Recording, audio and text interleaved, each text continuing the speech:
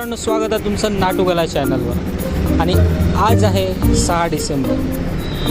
आज एक चित्रपट रिलीज होत आहे. तो मूळतः नागपूरचा चित्रपट आहे आणि आपल्यासोबत त्या चित्रपटाचे प्रोड्युसर निर्माता आहेत सुभाष दुरुतकर सर. तर चला जाणून घेऊया या चित्रपटाविषयी त्यांच्यासोबत. स्वागत आहे सर्वप्रथम तुमचं. थँक्यू. हा जो चित्रपट आहे हिंदू, काय सांगतो हिंदू? बेसिकली काय, आम्ही साधारण 1984मध्ये पहिला पिक्चर बनवला आणि तो पिक्चर होता अंकुश. आणि आम्ही ओरिजिनल नागपूरचेच आहो. साधारण आम्ही 30 पिक्चर बनवलेले आहे. अंकुशमध्ये नाना पाटेकर आणि एन चंद्राला आम्ही चान्स दिलेला आहे. आणि त्यानंतर आम्ही तो picture silver jubilee, golden jubilee आणि प्रेसिडेंट अवॉर्ड वगैरे आम्हाला मिळाले होते. त्यानंतर आम्ही मोठे स्टारकास्टनी घेऊन काफिला बनवला. त्यात जुही चावला, अनुपम खेर, परवेश रावल, सदाशिव अमरापूरकर, मोठे मोठे स्टार आर्टिस्टला घेऊन बनवला. ते साधारण चालली ती पिक्चर. त्यानंतर आम्ही साधारण अंकुश, काफिला, एक क्षण मोहाचा, बायको नवसाची, भूतानू घर असे हिंदी, मराठी आणि गुजराती फिल्म बनवत राहतो. आता मागच्या वर्षी आम्ही पेलांटू रिलीज केलं, त्यालासुद्धा अवॉर्ड मिळालेला आहे. आणि आमच्याकडे जे डायरेक्टर आहे ते पण नागपूरचे आहे, संजय कोलतेजी. त्यांनीसुद्धा टाणीमध्ये त्यांना अवॉर्ड मिळाला, पिलांतूमध्ये अवॉर्ड झाला.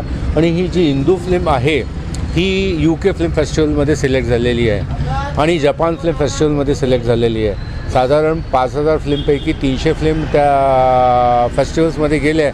आणि त्या 300 फिल्मपैकी 5 फिल्ममध्ये हिंदूचा सिलेक्शन झाला. आणि we R proud to be नागपुरियन की ॲटलिस्ट नागपूरच्या लोकांनी अशी पिक्चर बनवली जी पिक्चर जपान आणि UKमध्ये सिलेक्ट झालेली आहे. हिंदूची कहाणी अशीतली आहे की आज समाजामध्ये बर्निंग प्रॉब्लेम्स आहे. प्रॉब्लेम म्हणजे काय, शिक्षणाचे. गरीब मध्यमवर्गचे लोक त्यांच्या पोरांना शिकू शकत नाही. आणि ह्या देशाची जिथपर्यंत मुलं मुली शिकणार नाही तर हा देश काही प्रगती करणार नाही. तर त्याच्यावरती आपली ही जी हिंदू असते ती मनामध्ये प्रण करते की मी शिकील आणि शिकून मी नोकरी करणार नाही 8 to 5, पण समाजाच्या लोकांना डेव्हलप करण्याकरता, त्यांना हेल्प करण्याकरता, प्रगती करण्याकरता ती कार्य करते. ज्यावेळेस ती पाहते की समाजामध्ये शाळा जे आहे आज 2000, 5000, 10,000, 65,000 हे मध्यम माणसं किंवा लोअर क्लासमध्ये it is impossible to pay the fees. खाणंच होत नाही तर हे शिक्षणाला एवढं महाग करून ठेवलं हे पॉलिटिशियननी, कॅपिटलिस्ट लोकांनी, इंडस्ट्रियलिस्ट लोकांनी. ही जी शृंखला आहे तोडण्याकरता हिंदू कार्य करते. ही गरीब घरची मुलगी झोपडीवाली राहून ते BA LLB करून शिकून आणि मग समाजामध्ये चळवळ करून ती जो नॅक्सस असतो पॉलिटिशियन आणि बिझनेसमॅनचा, ज्यांनी शाळा कॉलेज यांना धंदा बनवून टाकलेला आहे, तो ती तोडण्यामध्ये सक्षम होऊन जाते. अशातली ही थोडक्यात ती कहाणी आहे. चित्रपट, आता बरेच चित्रपट आता नागपूरचे आहेत आणि तुम्ही नागपूरचे आहात. हो. तर संजीव कोलते हो, यांच्याशी ट्युनिंग कसं आहे तुमचं? संजू आमचा लहानपणाचा फ्रेंड आहे आणि तो रेग्युलरली आमच्याकडे यायचा. So whenever he had some problem आणि he use to bring excellent story. संजूची स्टोरी आयडियाज आणि कल्पना आणि जे डायरेक्शन आहे इतकं गाजलेलं आहे की तो A to Z सगळे धागे एका दुसऱ्याला बांधून इतकी छान पिक्चर बनवतो की काही विचारा नको. त्याच्यापूर्वी एक पलसुद्धा त्यांनी बनवलं, भूतानुकर, पुष्कळशे पिक्चर त्यांनी आमचे डायरेक्ट केले. आणि आम्ही बेसिकली महाराष्ट्रीयन लोकांना सपोर्ट करतो. महाराष्ट्रांची खासियत असतात की आपण एका दुसऱ्याची टांगं खिचतो आणि त्यामुळे आपण सगळे पाठीमागे राहिलेलो आहोत. आमचा तरी अशी हार्दिक इच्छा आहे की महाराष्ट्रीयन लोकांनी एका दुसऱ्याला मदत करून आणि त्याचे काहीतरी गलत्या माफ करून समोर प्रगती केल्या पाहिजे. संजय कोलते आमचा 30 वर्ष पुराणा फ्रेंड आहे. यात साक्षी जीवने आहेत जे भूमिका करतात हिंदूची. हो. तर त्यांच्याबद्दल काय बोला? साक्षीने इतकी ट्रेमेंडस ॲक्टिंग केलेली आहे. म्हणजे ती साक्षात त्या कॅरेक्टरमध्ये, हिंदूच्या कॅरेक्टरमध्ये जाऊन तिने तो जो परफॉर्मन्स दिला आणि ह्या परफॉर्मन्समुळेच आम्हाला हा अवॉर्ड सिलेक्शन झालेला आहे UK फिल्म फेस्टिवलमध्ये आणि जपान फिल्म फेस्टिवलमध्ये. सगळ्या जेवढे पण ॲक्टर्स आहे, सचिनपासून तर पिलांटूपासून सगळ्यांनी एक्सलंट कामं केले आहे. म्हणजे एक कॅरेक्टर असं त्या कॅरेक्टरच्या आतमध्ये आमचे कलाकार घुसून त्यांनी ते रोल केलेले आहे.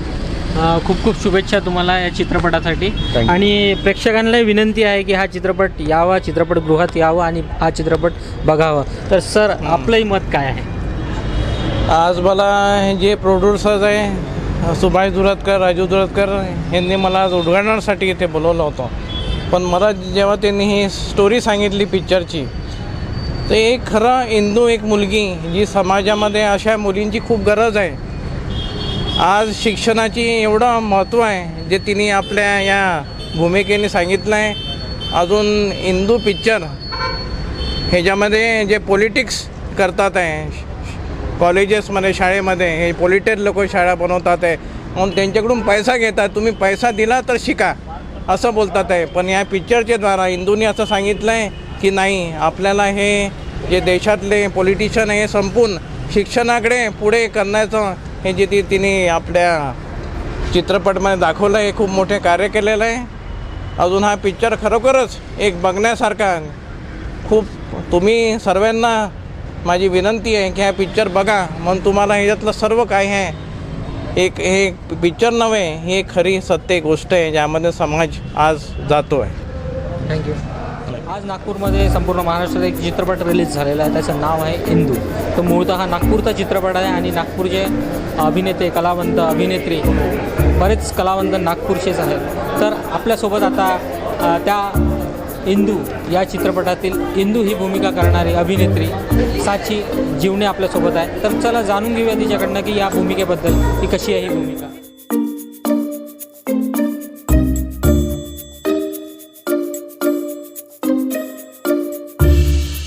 आज 6 डिसेंबर आणि चित्रपट रिलीज झालेला आहे इंदू. तू त्यात भूमिका करताय, पहिला चित्रपट तुझा, तर कसं वाटतंय आज? फार महत्त्वाच्या दिवशी या चित्रपटाचं उद्घाटन झालेलं आहे असं मी म्हणेन.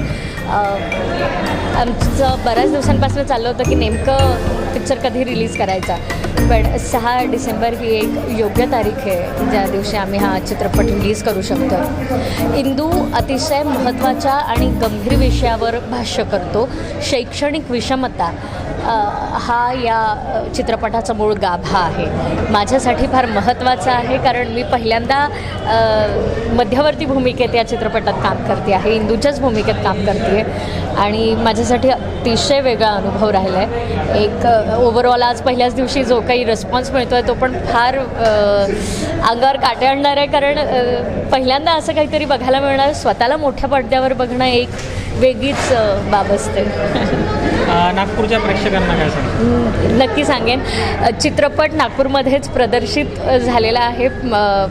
लक्ष्मी टॉकीजला हा रिलीज झालेला आहे आणि खूप सारं याचं फिल्मांकन पण नागपुरातच झालेलं आहे. अनेक नागपुराचे दिग्गज कलावंत ह्या चित्रपटात तुम्हाला दिसतील. तेव्हा मी सगळ्यांना मनापासून विनंती करते की जास्तीत जास्त संख्येत येऊन ह्या चित्रपटाला आपण बघावं आणि काका, मावशी, मामा, तुमचे मुलं, शाळेत प्राध्यापक, अशा प्रत्येक वर्गातल्या लोकांनी हा चित्रपट नक्की बघावा प्लीज. थँक्यू. यात आई आणि वडील हो. यांच्यासोबत काम करून कसं वाटतं? मी दोघांसोबत पण काम केलं, पण ते दोघंही चित्रपटात मात्र माझे आईवडील नाही आहेत. वेगळ्या अर्थी त्यांनी माझी पालकांसारखीच काळजी घेतलेली आहे चित्रपटात, पण एकंदरीत खूप सुंदर अनुभव राहिला आहे. आदरणीय संजीव कोलते सर आणि सुभाष दुरुकर सर ह्या कोलते सरांनी दिग्दर्शन केलेलं आहे. दुरुकर सर निर्माते आहेत आणि त्यांनी खूप सुंदररित्या या चित्रपटाला बांधलेलं आहे. खूप खूप शुभेच्छा. थँक्यू. इंदू चित्रपटात तो इंदूची भूमिका करताय, लहान इंदूची, कसं वाटतं तुला? मला खूप छान वाटत आहे आणि सगळेजण माझं खूप लाड करत होते तिथे आणि डायरेक्टर मला जसे जसे सांगत होते सर मी तशीच करत होती आणि मला खूप मजा आली. काय सांगाल इंदू चित्रपटाबद्दल? इंदू चित्रपट करून आम्हाला खूप आनंद होतो आहे आणि इच्छा आहे की सगळ्यांनी पाहावा, कारण की शिक्षणाच्या विषयाला धरून जागृती करण्याचा प्रयत्न या पिक्चरमध्ये केलेला आहे. आता आपल्यासोबत आहेत नागपूरचे सुप्रसिद्ध अभिनेते सचिन गिरी आपल्यासोबत आहेत. तर तेही या चित्रपटात आहे, इंदू चित्रपटात. तर चला जाणून घेऊया त्यांच्याकडनं की इंदू त्यांच्या दृष्टिकोनातून काय आहे. इंदू चित्रपट हा संजीव कोलते लिखित आणि दिग्दर्शित आहे. संजीव कोलतेंचं नाव सगळ्या महाराष्ट्राला माहिती आहे. त्यांचे विषय हाताळण्याची जी पद्धत आहे ते प्रत्येक वेळेस एक नवीन विषय घेऊन येतात. विदर्भाच्या मातीत हा पिक्चर झालेला आहे, विदर्भाचे कलाकार घेऊन हा पिक्चर झालेला आहे आणि इंदूचा जो विषय आहे तो आजच्या शैक्षणिक व्यवस्थेवर एकंदर भाष्य करणारा हा पिक्चर आहे. आणि आज 6 डिसेंबर आहे, बाबासाहेबांचं महापरिनिर्वाण दिन आहे. त्याचं औचित्य साधून हा सगळीकडे महाराष्ट्रभर आपण रिलीज करतो आहे. तर माझं प्रेक्षकांना आव्हान आहे की त्यांनी हा चित्रपट जरूर चित्रपटगृहात जाऊन पाहावा. आणि डॉक्टर बाबासाहेब ज्यांनी गोरगरिबांसाठी शिक्षण खुलं केलं, शिक्षणाचं महत्त्व पटवून दिलं, तर त्याच बाबासाहेब आंबेडकरांच्या महापरिनिर्वाण दिनी मला असं वाटतं की ही एक छोटीशी श्रद्धांजलीच आहे त्यांच्या चरणी. तर मी पुन्हा एकदा सगळ्या प्रेक्षकांना आवाहन करू इच्छितो की हा चित्रपटगृहात जाऊन हा पिक्चर नक्की पहा. धन्यवाद.